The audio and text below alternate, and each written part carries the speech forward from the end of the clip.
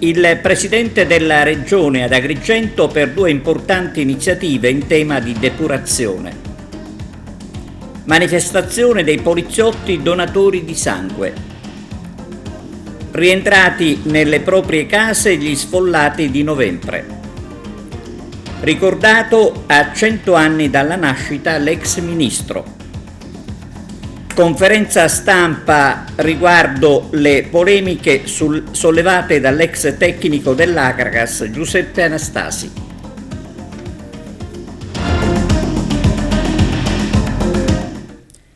Buongiorno da TVA Notizie. Questa mattina ad Agrigento con il Presidente della Regione Nello Musumeci si è parlato di due importanti cantieri. Vediamo di che si tratta nel servizio di Arturo Cantella. Presentata stamani l'inizio dei lavori della nuova rete di depurazione di Agrigento, zona costiera, Cannatello, San Leone, Zingarello, Favara, alla presenza del governatore regionale Musumeci. Due importanti opere che serviranno un'utenza di oltre 60.000 abitanti e che vedrà un finanziamento di circa 19 milioni di euro. Siamo qui per verificare gli ulteriori passi avanti assieme al Sindaco e assieme al Commissario nazionale per la depurazione, passi avanti compiuti nel settore appunto delle acque depurate e in generale nel settore idrico. La provincia di Agrigento è stata sempre fra le più penalizzate e stiamo correndo ai ripari. Come sapete, in questi 4 anni abbiamo messo da parte sostanziose risorse. Il Commissario ha portato a compimento 2 iniziative di grande significato che impegnano decine di milioni di euro. Sappiamo che davanti c'è ancora tantissimo lavoro da fare e dobbiamo necessariamente produrre progetti di qualità perché a Roma non ci siano alibi per nessuno. Quindi la mia oggi qui è un'attestazione di apprezzamento per la gestione commissariale, dove certamente non sono mancati i ritardi e temo non mancheranno, ma anche per dire al Sindaco che può contare sul sostegno concreto del governo regionale, come peraltro abbiamo già fatto di recente appunto in materia di rete idrica, proprio perché e consideriamo sia una delle più importanti infrastrutture, un'infrastruttura primaria. Non ci può essere un insediamento urbano se non c'è una adeguata rete capace di portare in assoluta sicurezza l'acqua nelle case. Quindi abbiamo tanto tempo da recuperare, tempo arretrato. Ci stiamo lavorando con buona lena e sono convinto che i risultati già arrivano alcuni, ma quelli più sostanziosi arriveranno nei prossimi mesi. Io vi ringrazio della vostra presenza, della vostra attenzione e avremo modo di vederci presto per parlare dei lavori alla base della collina che regge la cattedrale di Agrigento. Presidente, sui rigassificatori a Porto Empedocle c'è un gran fermento culturale nella città, anche il sovrintendente si è mostrato contro, la sua posizione ufficiale qual è? Io ascolto le comunità, ascolto gli umori che arrivano dal cuore e dalla ragione, come deve fare un governatore. A giorni incontrerò i rappresentanti del Comune, ho già incontrato i rappresentanti dell'Enel, bisogna trovare il giusto punto di equilibrio. L'Italia ha bisogno di un rigassificatore, il nostro territorio ha bisogno di tutelare il contesto paesaggistico. Come le due esigenze possono trovare una sintesi sarà compito della politica. Ecco, un momento importante, oggi arrivano questi 19 milioni di euro per la nostra città. Ecco, fattivamente quale sarà l'opera da realizzare e quali saranno i tempi? Sostanzialmente le opere previste dalla struttura commissariale sono la realizzazione di un nuovo depuratore a servizio della fascia costiera di Agrigento e dell'agglomerato di Favara, che permetterà di avere un sistema depurativo del trattamento dei reflui urbani totalmente moderno e innovativo e quindi sia superare la procedura di infrazione in corso ma al contempo tutelare l'ambiente e il territorio. Ecco, che tempi ci saranno di attuazione del progetto? È un investimento importante, anche un'opera tecnologicamente complessa. Il cronoprogramma delle opere, che decorre da oggi, prevederà 820 giorni per completare totalmente l'opera, sia per quanto riguarda la sistemazione delle aree, le opere civili, le opere elettromeccaniche e la messa a punto, e poi ci sarà anche una fase di start-up sperimentale in modo tale che l'impresa potrà assicurare anche un'efficiente gestione iniziale ed essere sicuri del risultato. L'ubicazione esatta? È, in destra idraulica del fiume Naro, all'interno, in modo tale proprio che idraulicamente possa essere, ottimale per la fruizione della zona della fascia costiera. Io seguo questo progetto e questa opera dal mio insediamento come Presidente della Commissione Ambiente, occupandomi proprio di questi temi. E abbiamo molto incalzato il vecchio commissario, che aveva diverse criticità, e seguito il nuovo commissario e soprattutto l'ingegnere Costanza, che è il subcommissario con delega alla Sicilia, col quale abbiamo collaborato fianco a fianco e devo riconoscergli grande operatività. Siamo riusciti quindi a sbloccare questa opera importante per Agrigento, non solo perché costerà 25 milioni di euro, quindi un impegno notevole, ma perché permetterà attraverso il depuratore e la rete fognaria di ripulire le nostre coste e ci permetterà di lavorare all'ottenimento della bandiera blu per le coste della provincia di Agrigento, dell'Agrigentino, perché così potremo dare un'offerta turistica molto più ampia, che non guardi solo alla cultura, con un parco della Valle dei Templi che sta andando benissimo, con una cattedrale che grazie a un investimento importante del dissesto idrogeologico, il cui soggetto è proprio il Presidente, il cui commissario è il Presidente Musumeci, e i lavori sono in corso e quindi è lì anche l'opera più importante finanziata in Sicilia. Anche la bandiera blu per le nostre spiagge porterà un'offerta turistica balneare che arricchisce la possibilità di catturare circuiti turistici importanti, oltre che la qualità della nostra vita e dei nostri conterranei. Sindaco, si aspettava da tempo questo finanziamento, 19 milioni di euro per la depurazione Agrigento e Favara insieme per la costruzione dell'opera. Sì, oggi è un giorno importante, stiamo aspettando il Presidente Musumeci, verrà consegnato proprio questa grande opera, che è il depuratore nuovo del villaggio Mosè, o meglio l'ampliamento del depuratore più le condotte fognarie di Cannatello e Zingarello. È un depuratore che è nato per pochissime utenze, poi però visto l'aumento demografico esponenziale di quelle zone, capite bene che quel depuratore non è stato più sufficiente, con conseguenti i danni ambientali. Finalmente penso che con questa opera tutto tornerà nella normalità. È un'importante iniziativa anche perché l'aspettavamo da anni.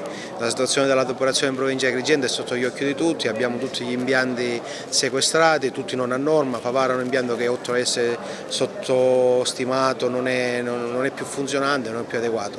Quindi oltre ad essere un'importante opera per tutte le due città è anche una questione ambientale. Non andiamo più in infrazione e possiamo depurare tutte le acque reflue che comunque vengono dalle nostre città. Il Presidente Musumeci oggi sarà in visita istituzionale a Favara. Cosa chiederà sostanzialmente al Presidente? Veramente ci sarebbe un elenco che non c'è neanche da dove partire, però faremo presente quella che è la situazione degli enti in questo momento, una situazione ed è poco disperata, problemi di tutti i tipi, trasferimenti che mancano, mancanza di personale, riscossione, spazzatura, l'elenco è lunghissimo, cercheremo di far capire al Presidente le difficoltà enormi con le quali ci dobbiamo confrontare quotidianamente e chiederemo nel limite del possibile delle risposte concrete. Assessore Zambuto, lei come ex sindaco della città ha voluto anche ricordare il momento brutto che si è passato ad Agrigento quando fu proprio per le problematiche della depurazione. Sì, era il 2009 e riuscimmo attraverso una conferenza dei servizi importante a sbloccare una vicenda che per 30 anni si era portata avanti e che aveva sostanzialmente bloccato il sistema fognario della città di Agrigento, che era la vicenda del depuratore del villaggio Peruzzo. Dopo quella conferenza dei servizi dove riuscimmo a individuare un nuovo sistema di depurazione per la città, sbloccammo quindi la situazione e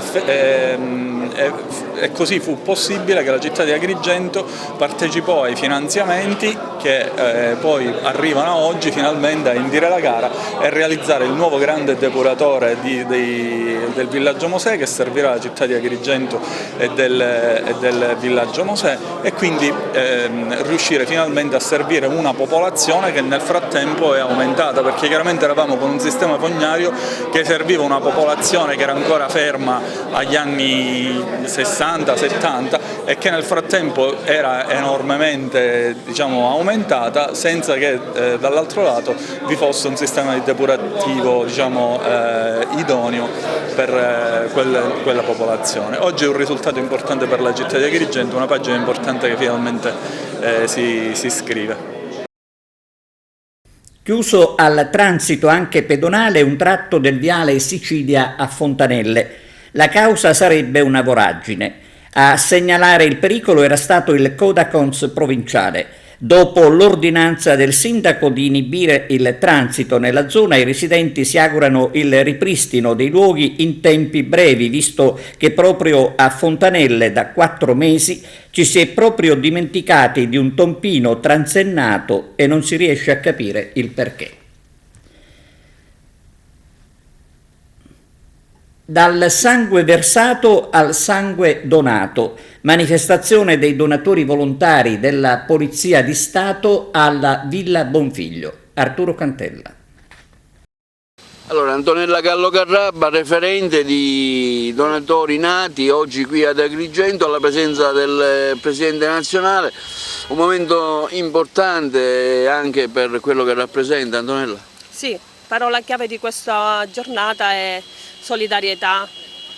Siamo dal sangue versato al sangue donato, appunto questo titolo vuole dare significato a questa giornata, perché chi dona la propria vita lo fa in tanti modi, lo può fare anche con la donazione del sangue, perché possiamo davvero aiutare chi ha bisogno, e specie adesso che ci avviciniamo alla stagione estiva, sicuramente questa giornata servirà per spronare chi ha donato o chi vuole donare a darsi per gli altri, perché l'obiettivo è appunto essere dalla parte dei bisognosi, e quindi anche donare sangue è sicuramente qualcosa di importante per ognuno di noi.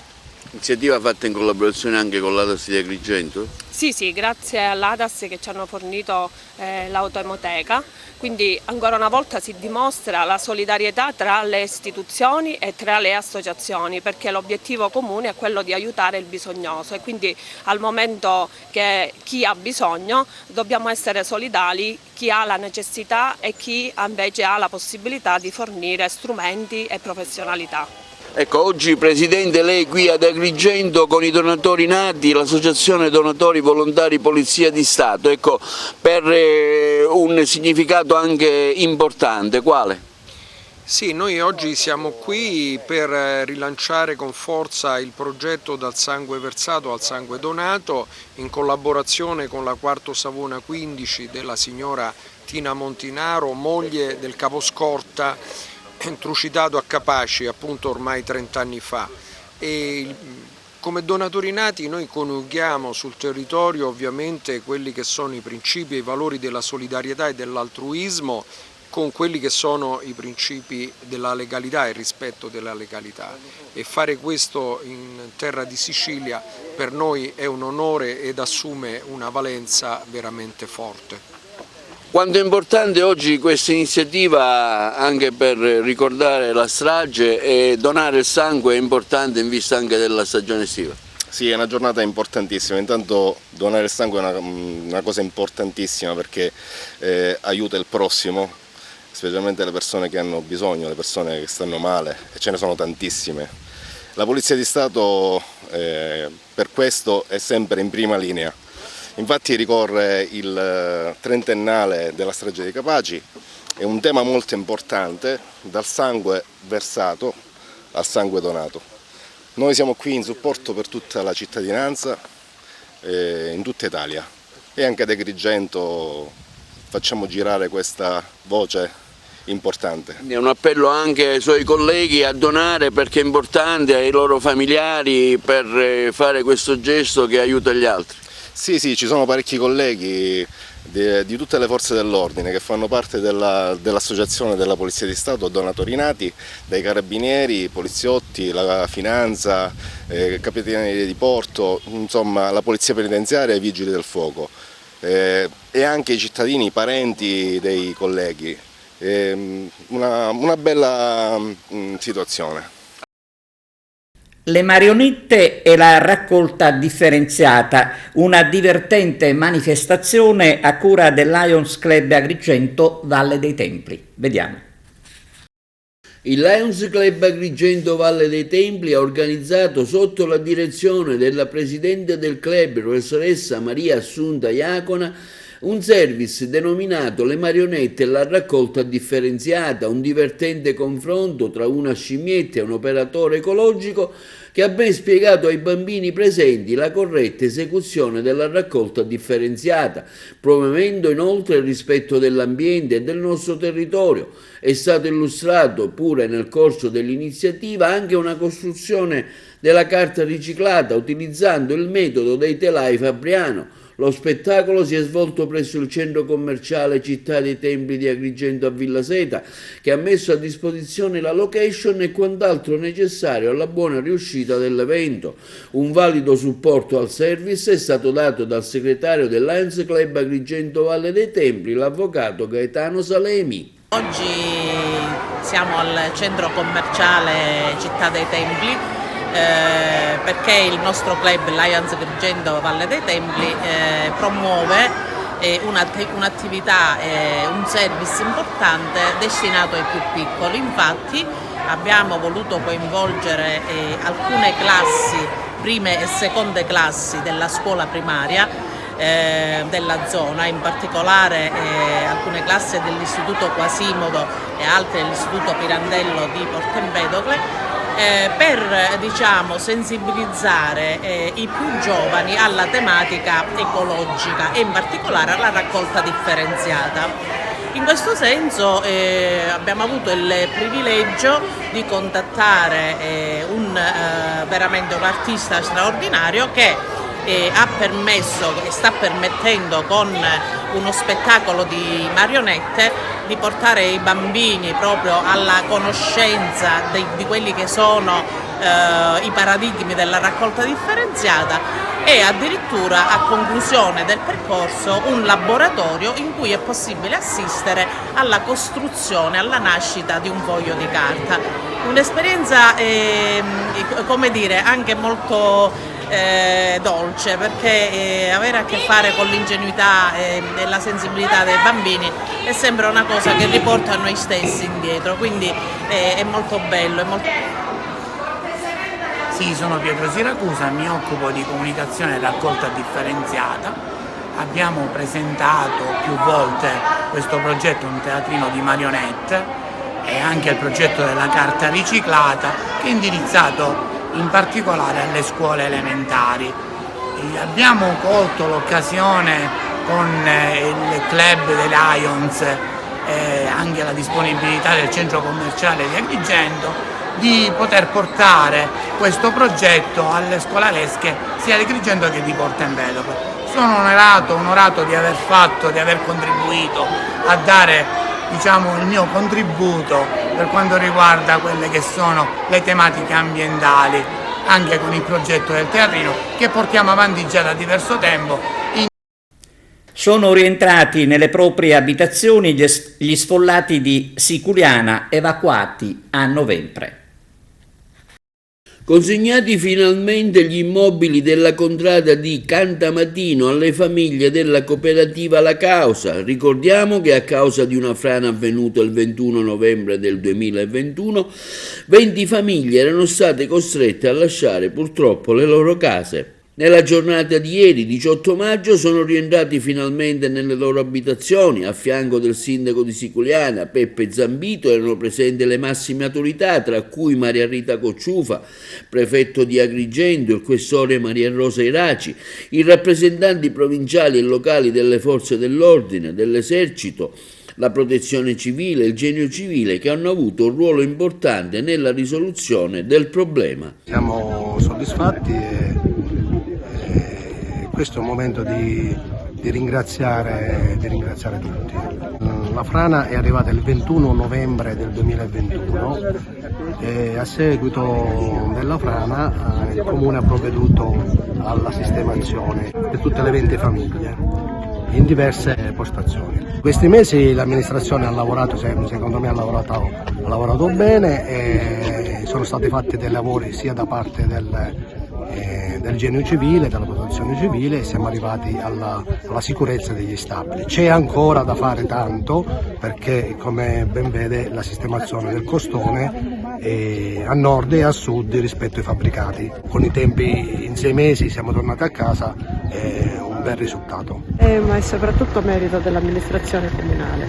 Parlavamo di questo in tempi che definirei quasi anglosassoni, perché quando succedono queste cose noi sappiamo bene che avvengono in un attimo e poi è difficile far tornare le persone alla normalità, però qui c'è stato veramente un impegno forte, ha funzionato anche tutta quella squadra di supporto che in questi casi spesso è necessaria, e quindi oggi è una bella giornata, abbiamo il piacere di condividerla soprattutto con chi ritorna nella sua casa. Intanto mi faccio esprimere la mia soddisfazione e l'orgoglio da parte dell'ufficio di essere intervenuto in tempi veramente reali, veramente più sconvolgente di così non si può. Abbiamo lavorato mentre c'era la frana attiva, quindi l'intervento è consistito in una paratia di pali grazie alla quale siamo riusciti a mettere in sicurezza i fabbricati che già erano lì per essere coinvolti dalla frana verso valle. E dicevo che sono 80 metri di paratia, i pali sono lunghi tra 12 e 13 metri, l'importo complessivo dei lavori 280.000 euro, insomma, soprattutto la cosa che è importante è che sono stati realizzati in tempo reale e mentre c'era brutto tempo, mentre pioveva e mentre c'era ancora la frana attiva, quindi abbiamo lavorato veramente in condizioni di pericolo, ovviamente con tutte le misure di sicurezza, però siamo soddisfatti di aver consentito al Comune di poter poi rifinire i lavori e di poter far rientrare oggi per noi è un giorno grande di festa, rientrano i cittadini nella loro casa. Sicuramente anzitutto il forte interesse da parte del Comitato che si è rapidamente costituito proprio a tutela di chi vive in questa zona, e poi sì, senza dubbio le istituzioni che si sono unite e che all'unisono hanno espresso un unico sforzo intenso per raggiungere l'obiettivo il prima possibile. È un risultato straordinario, sono molto soddisfatto, naturalmente ringraziamento a tutti gli enti, dalla Protezione Civile al Genio Civile, che hanno contribuito affinché oggi si potesse riconsegnare le case agli abitanti della zona di Candanatino. È una zona che finalmente prenderà la denominazione di Belvedere Candanatino, appunto per segnare il passo. Non deve essere più considerata la zona della frana, della paura, deve essere considerata invece la zona dove ammirare la bellezza del nostro paesino. Quindi sono molto contento, che a distanza di 6 mesi i volti, i sorrisi della gente del posto mi riempie di orgoglio, e quindi sono contento per loro perché abbiamo restituito serenità a tante persone. Cronaca: confiscati a Palermo beni per 150 milioni di euro all'imprenditore Carmelo Lucchese, il re dei supermercati. Confisca per l'ex patrimonio da 150 milioni dell'imprenditore Carmelo Luccheso, per meglio dire il ricavato della vendita, fra le altre cose, di 13 supermercati tra Palermo e provincia, tutti ceduti ormai ad altre società. Su richiesta della direzione distrettuale antimafia della Procura, la sezione misure di prevenzione del Tribunale di Palermo ha infatti emesso un decreto nei confronti del noto imprenditore di 56 anni, in odor di mafia ma ad oggi incensurato, che opera nel settore della grande distribuzione alimentare. Oggetto della confisca di primo grado sono, tra le altre cose, così si legge nella nota pervenutaci stamane, le quote societarie al compendio aziendale della Gamac Group SRL, che all'epoca del sequestro gestiva 13 punti vendita tra Bagheria, Carini, Bolognetta, San Cipirrello e Termini Imerese. Il sequestro era stato eseguito a febbraio dello scorso anno dopo le indagini condotte dai militari del GICO, del nucleo di polizia economico-finanziaria proprio su Lucchese. L'inchiesta denominata Schiticchio avrebbe svelato i segreti dell'ascesa dell'imprenditore che nel giro di poco tempo avrebbe tirato su un impero da decine di milioni di euro. Non un miracolo economico, secondo il tribunale, ma una crescita avvenuta sotto l'egida della mafia, ad opera di un imprenditore colluso che, seppur non organicamente inserito nell'organizzazione criminale, ha sempre operato sotto l'ala protettiva di Cosa Nostra, si fa per dire, che gli ha assicurato cospicui guadagni. Secondo quanto ricostruito, Lucchese sarebbe riuscito ad espandersi grazie al contributo, in particolare, della famiglia di Bagheria, traendone vantaggio, si legge ancora nella nota, per scoraggiare la concorrenza con i danneggiamenti, acquisire imprese concorrenti, risolvere le problematiche sulla gestione delle sue imprese, dirimere anche controversie fra soci, ottenendo la possibilità di rilevare le imprese contese a beneficio ovviamente della sua, ed evitare dunque il pagamento del pizzo nella zona di Bagheria e contrattare la messa a posto con altre articolazioni palermitane del sodalizio mafioso. In coincidenza temporale con i più significativi interventi di Cosa Nostra, l'imprenditore ha registrato una crescita esponenziale del fatturato dell'azienda, trasformata da piccola impresa familiare in un impero economico, arrivando a fatturare oltre 90 milioni di euro solo nel 2020. L'indagine testimonia anche le nuove e sempre più sofisticate modalità con cui, sempre più spesso, gli imprenditori in affari con la mafia tentano di proteggere il proprio patrimonio. Nel corso degli accertamenti è infatti emerso che l'impero imprenditoriale era stato devoluto ad un trust. Grazie a questo strumento giuridico, le società e immobili sono stati formalmente trasferite ad un professionista, il cosiddetto trustee, incaricato di gestirle come se ne fosse il proprietario. Tuttavia, dalle evidenze raccolte nell'ambito di diversi procedimenti penali, è emerso che il trust in questione era un mero espediente fittizio per schermare la titolarità delle proprietà. Solo negli ultimi 18 mesi sono stati confiscati dalle Fiamme Gialle ben oltre 400 milioni di euro di beni nei confronti di imprenditori considerati proprio collusi con la mafia. Continua pertanto l'azione che la Guardia di Finanza palermitana svolge nell'ambito delle indagini delegate dalla Procura della Repubblica di Palermo a contrasto dei patrimoni di origine illecita, con la duplice finalità di disarticolare in maniera radicale sodalizi delinquenziali e di liberare l'economia legale dalle infiltrazioni della criminalità, consentendo agli imprenditori onesti di operare in regime di leale concorrenza. Amministrative a Palermo e malcontento nel PD. Il servizio di Francesco Milano. Tutto pronto a Palermo per le amministrative del 12 giugno prossimo, quando i palermitani saranno chiamati a scegliere il loro nuovo primo cittadino. Ieri mattina alle 12 è scaduto il termine per presentare le liste degli assessori designati e sono stati giorni e ore concitati per i 6 candidati a sindaco del capoluogo siciliano. Il centrodestra, con il suo candidato Roberto Lagalla, ha puntato su vecchi nomi della politica e ha optato per un metodo specifico per la scelta degli assessori. I partiti che esprimono delle candidature devono rispondere a 3 criteri: essere una forza politica nazionale, avere una rappresentanza all'ARS ed essere presenti in consiglio comunale. Nella serata di lunedì il centrodestra ha presentato dunque i suoi assessori designati: Carolina Varchi per Fratelli d'Italia, Francesco Cascio per Forza Italia, Pippo Fallica per la Lega, Totò Lentini per gli autonomisti, Antonello Antinoro per Noi con l'Italia e Antonella Tirrito, collaboratrice parlamentare di Totò Cordaro all'ARS, dirigente di Azione Cattolica e molto vicina alla Curia. Una figura, quella della Tirrito, che oltre ad allargare ovviamente il potenziale bacino elettorale, mette d'accordo la nuova DC di Totò Cuffaro, Noi con l'Italia di Saverio Romano e l'Unione di Centro, tutte formazioni politiche escluse dalla prima tornata di assessori presentati dal centrodestra. Scelta totalmente diversa quella del centrosinistra e del suo candidato unitario Franco Miceli. Se gli assessori designati di Roberto Lagalla sono tutti politici appartenenti a grossi partiti nazionali, Miceli ha puntato piuttosto sulla società civile e sul mondo professionale. Federico Butera, palermitano e docente al Politecnico di Milano, esperto in materia di transizione ecologica, l'ingegnera Ornella Leone, l'avvocata Irene Gionfriddo, il professore di architettura all'Università di Palermo Marco Picone, l'attivista Anthony Passalacqua e la scrittrice Evelina Sant'Angelo.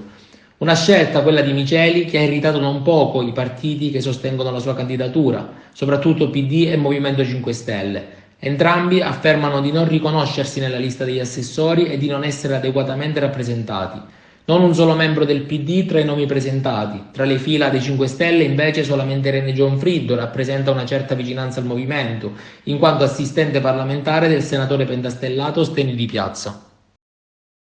Restiamo in tema e andiamo a Messina, dove sono 2 le liste a sostegno del candidato sindaco Salvatore Totaro.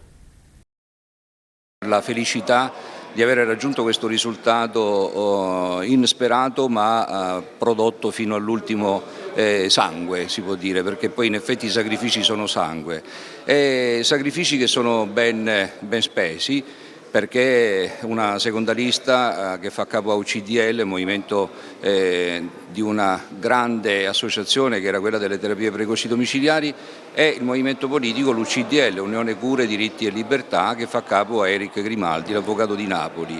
E quindi una lista importante, io sono capolista in questa, perché il mio background viene da questa realtà. Però assieme a FTL e Daniele Zuccarello, Futuro Trasparenza e Libertà, faremo un bel cammino di conoscenza e soprattutto per orientare la gente ad avere nuovamente quella necessità di partecipazione alla vita della città, con quell'animo gentile, quell'animo sereno dove non c'è la paura, non c'è l'allontanamento dal quotidiano e dove c'è sicuramente una partecipazione anche emotiva, perché tutti quelli che non sono andati a votare negli ultimi anni li sto portando a votare con quella gentilezza d'animo.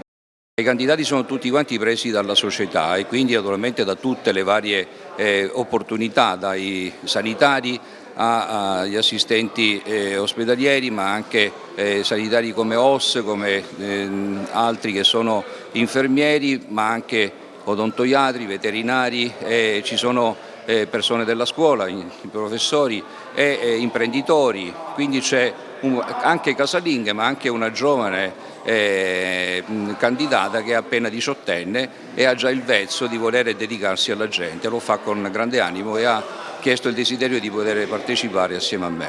Questo è il compito più importante che mi spetta, cioè quello di assistere la gente non solo fisicamente ma anche moralmente e spiritualmente, e noi faremo una bella campagna elettorale, perché io dico che vale il merito e vale anche la sorpresa, il sorriso e la sostanza, che sono le mie 3 S di percorso che porterò fino all'ultimo giorno. Linea alla regia per la pubblicità, a tra poco. Torna il Festival degli Aquiloni a San Vito Lo Capo dal 23 al 29 maggio. Vediamo. Gli aquiloni tornano a volare nel cielo di San Vito Lo Capo dal 23 al 29 maggio prossimi, tutti col naso all'insù per la 12ª edizione del Festival Internazionale degli Aquiloni, un festival dalla fantasia, una festa gioiosa e creativa che accende e colora il cielo di San Vito Lo Capo. La rassegna, ideata nel 2009 da Ignazio Billere e organizzata dal Comune di San Vito Lo Capo in collaborazione con l'agenzia Feedback, una settimana di emozioni a naso in su con le esibizioni in volo libero e poi ancora i laboratori dedicati ai bambini, le degustazioni ma anche tanto intrattenimento e spettacoli. Il Festival degli Aquiloni è uno degli appuntamenti più attesi della primavera, ha detto Giuseppe Peraino, sindaco di San Vito Lo Capo. La nostra cittadina diventa per una settimana il palcoscenico per tante attività culturali e di intrattenimento che vedono protagonista assoluto l'Aquilone, un gioco intramontabile del grande fascino che diverte e incanta tutte le età. Il cielo di San Vito Lo Capo si colora più non posso e si accende di allegria con le creazioni di 50 aquilonisti provenienti da Canario, Olanda e tutta Italia, Lombardia, Emilia Romagna, Umbria, Veneto, Lazio, Toscana, Campania, Puglia e da tutte le province siciliane. Gli aquiloni in volo si potranno ammirare tutti i giorni in spiaggia dalle ore 10 alle ore 17:30. Forme, colori, code e frange si intrecciano, si scambiano e spiccano spiccano il volo regalando emozioni. Tante le iniziative in programma anche per i più piccoli. Da questo giovedì a domenica la caccia al tesoro alla scoperta di San Vitolo Capo, i laboratori creativi del vento, in cui i più piccoli saranno guidati nella costruzione di un aquilone e di colorate sculture che si muovono proprio con il vento, e ancora spettacoli di bolle e giocoleria, micromagie, sculture di palloncini e giochi in compagnia dei trampolieri e delle mascotte più amate che saranno a disposizione per fotoricordo, tutto a cura di Palermo Bimbi e Mini Mupa. Nel fine settimana, da venerdì a domenica, il programma del festival offre ai suoi visitatori un programma di spettacoli gratuiti in Piazza Santuario. Venerdì e domenica va in scena Rainbow, uno spettacolo di danza, luci e mapping. Sabato Tra cielo e terra, una performance emozionante che mette insieme acrobazie tra cielo e terra, esibizioni di danza aerea e la magia del fuoco a cura della compagnia di danza di Stefania Cotroneo. Il programma ospiterà, come tradizione, uno speciale volo di aquiloni per commemorare anche la strage di Capaci del 23 maggio, di cui quest'anno ricorre, lo ricordiamo, il trentennale. Ex ministro e più volte sindaco di Ravanusa, ricordato Salvatore Lauricella, a 100 anni dalla nascita. Enzo Baldanza, oggi un convegno dedicato a un grande storico, un'idea socialista, ravanusano, quindi un siciliano che si è fatto rispettare e che ha portato avanti una politica attiva e fattiva per il proprio territorio. Ecco, lei è stato uno dei promotori di questo convegno, di questo ricordo, insieme a Paolo Cilone. Ecco, quanto è importante oggi parlare anche di queste cose e ricordare anche l'operato politico di un grande Lauricella. Allora, noi oggi praticamente abbiamo voluto organizzare questo convegno per ricordare il 100° anniversario della nascita di Salvatore Lauricella.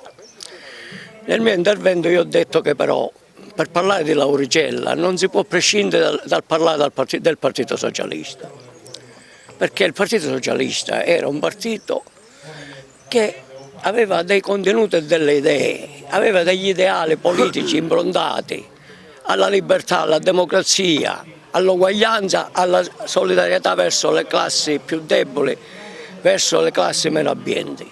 E questa è stata la stella polare di tantissimi socialisti, ma in primis, cioè il rappresentante più fulgido, più importante che la provincia di Agrigento, la Sicilia, ha avuto è stato Salvatore Lauricella, che è stato un grande leader. Ha occupato posti di governo importanti, è stato 2 volte ministro, prima ministro della ricerca scientifica e poi dei lavori pubblici. Ma poi, quando si è candidato alla regione siciliana, diventando deputato, è diventato il presidente dell'Assemblea regionale siciliana, un presidente rispettato, ammirato da tutto il quadro politico esistente in quel momento. Quindi le sue opere sono testimonianza e parlano di lui, perché a lui dobbiamo, in primis. Lui è stato quello che da ministro ha incominciato a parlare dell'impianto di fornitura di gas che dall'Algeria doveva arrivare in Italia attraverso la Sicilia. Io quando ho sentito questa cosa, ero un ragazzo, sono rimasto sbalordito perché mi sembrava una cosa incredibile, invece era realtà. Dopo questo lui ha realizzato un progetto, ha ideato un progetto per fare la Pedemontana, che era un anello autostradale che avrebbe attraversato tutta la Sicilia e che purtroppo è riuscito a realizzare solo in parte, perché poi non fu più ministro, scese in Sicilia per diventare poi presidente dell'Assemblea regionale, però a lui si devono l'autostrada Castelvetrano-Palermo, l'autostrada Palermo-Catania, l'autostrada Palermo-Messina. Quindi oltre ad Agrigento, visto che siamo ad Agrigento, tante opere che sono state realizzate da lui, la più importante, la più significativa che io ricordo è quella della Bretella, che congiunge il piazzale Rosselli e la via Emera alla strada statale per Aragona e quindi per l'Agrigento-Palermo. Giusto? Quindi un uomo che si è caratterizzato per la sua capacità non solo politica, ma anche morale, che è stato d'esempio per tutti i socialisti della provincia di Agrigento.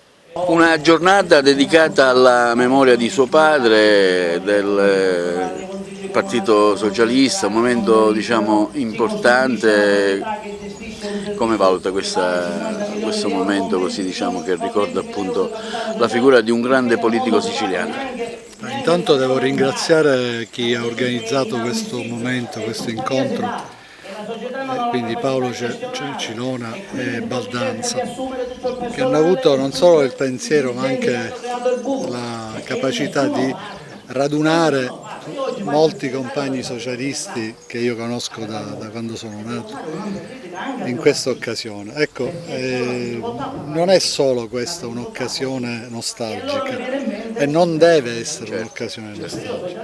Questa anzi è un'occasione che sulla base dell'esempio, del modello di uomini come mio padre, Salvatore Lauricella, devono dare lo spunto per riconsiderare quello che è la politica, perché oggi la politica si è ridotta o a giochi solo di potere o di mantenimento del potere o del disbrigo pratica, cosa che non è.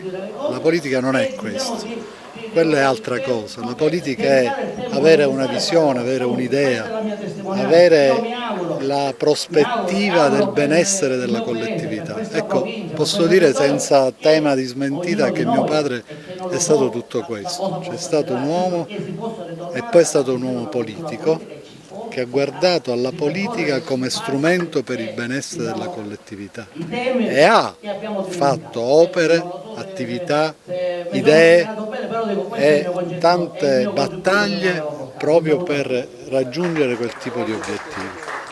Poi tutto è venuto, diciamo, di conseguenza, il suo consenso, quello che ha avuto, il consenso della gente, la vicinanza, la crescita del partito, ma è una conseguenza, non deve essere quello l'obiettivo. L'obiettivo è altro. Poi se tu fai bene raccogli i frutti della politica. Ecco, c'è un voto politico che è proprio il Partito Socialista, l'idea socialista. Può ritornare secondo lei all'idea socialista, un partito socialista, insomma un qualcosa che si ispira ai valori del socialismo di nuovo in campo ed essere protagonista nella politica sia siciliana che nazionale? Allora, è una bella domanda, è molto complessa e non certo risolvibile in una battuta, però io le posso dire una cosa, sono sempre stato convinto che diversamente da quello a cui assistiamo oggi, il socialismo non è né una sigla né una lista di partiti, il socialismo è un'idea di società, un'idea di dignità dell'uomo, un'idea anche culturale se vogliamo, che continuerà sempre a esistere, perché magari sotto spoglie diverse e sotto vesti diverse, ma l'idea socialista, del socialismo riformista, autonomo rispetto a quella che è anche una sinistra radicale, massimalista, magari sono termini che oggi non si usano più e che molti non comprendono, però allora, l'idea socialista rimarrà sempre. La socialdemocrazia non esiste, c'è proprio il modello o il partito, un partito socialista riformista, non esiste solo in Italia, questa è l'anomalia, esiste in tutti i paesi del mondo dove c'è una democrazia, ci sono paesi che sono governati dalla socialdemocrazia, in Italia solo non esiste. Io mi farei una domanda. Io la risposta l'avrei, però mi farei una domanda e chiederei perché solo in Italia non esiste. Evidentemente si sono create le condizioni e si sono determinate delle azioni che hanno voluto lo smantellamento non solo di quel partito, ma di tutta una generazione, di una classe politica che oggi persino coloro che li hanno demolito rimpiangono. Credo che sia giusto, doveroso ricordare un personaggio della politica agrigentina che ha dato tanto al territorio, soprattutto alla Sicilia, per il suo impegno costante nei vari settori dove lui operò bene, come ad esempio da Ministro dei Lavori Pubblici e anche come Presidente dell'Assemblea regionale siciliana. un uomo del fare e che aveva una marcia in più a confronto di tanti altri uomini politici e che, a differenza di questi, invece ha dato tanto, soprattutto sul piano delle realizzazioni, perché ha creato veramente infrastrutture nuove e innovative, come ad esempio la Canicattì-Licata e poi la Canicattì-Mazzarino, l'autostrada Mazzara del Vallo-Palermo e anche l'autostrada Palermo-Catania. Quindi era un uomo del fare e poi aveva ideato un progetto interessante, quella del ponte sullo stretto di Messina e anche una pedemontana per collegare tutti i centri montani della Sicilia e poter avere un maggior collegamento. Quindi Lauricella, un uomo del fare, e quindi noi siamo felici di averlo ricordato a 100 anni dalla nascita. Concludiamo con lo sport, conferenza stampa domani riguardo le polemiche sollevate dall'ex tecnico dell'Akragas Giuseppe Anastasi. Ascoltiamo Carmelo Lentini.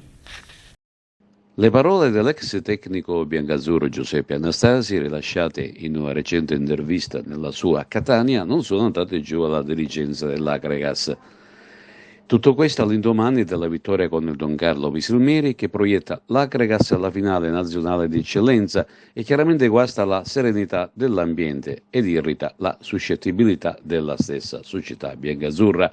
Come è noto, l'allenatore etneo, per motivi strettamente personali, nello scorso mese di gennaio rinunciò a guidare la squadra d'accordo con la società. Il percorso professionale di Anastasi alla guida del gigante ha registrato 3 sconfitte, di cui 1 a tavolino, 3 pareggi e 10 vittorie. Qualche giorno addietro, mentre ad Agrigento i tifosi festeggiano il passaggio del turno ai playoff, lo stesso tecnico ha fatto il punto sui suoi trascorsi tecnici con i vari club siciliani, soffermandosi su quella recente avuta con l'Akragas. Ha avuto parole di stima nei confronti dell'attuale padrone Giuseppe Deni, degli ultras con cui ha avuto un buon rapporto, un po' meno per altre situazioni come quelle legate alle notorie condizioni del terreno di gioco dell'Esseneto e secondo lui con la mancanza di un campo alternativo, senza menzionare quello di Fontanelle, magari di dimensioni ridotte ma perfettamente agibile. Poi è entrato nel vivo della sua permanenza in biancazzurro, sottolineando che ha dovuto fare delle scelte per certi versi obbligate. Si riferisce anche all'interferenza di una imprecisata terza persona che lo hanno costretto a lavorare su una rosa sempre più ristretta per la gestione di diversi calciatori ritenuti base. Chiaramente riportiamo quello che siamo riusciti a carpire da questa intervista. Tuttavia le affermazioni del tecnico etneo non sono passate inosservate agli occhi del presidente Giuseppe Deni, che proprio questo venerdì 20 maggio ha organizzato una conferenza stampa per fare ulteriore chiarezza. Un atto propedeutico sicuramente in risposta allo stesso ex trainer biancazzurro, che ha più volte ribadito di aver operato direttamente nell'ultimo mercato calcistico, asserendo che l'arrivo del bomber Pavisic è opera sua. La parola adesso al presidente Giuseppe Deni e al suo entourage in occasione della programmata conferenza stampa di domani, venerdì 20 maggio, nella sala stampa dello stadio Esseneto. E con lo sport si conclude questa edizione del nostro telegiornale. Grazie per averci seguito e arrivederci.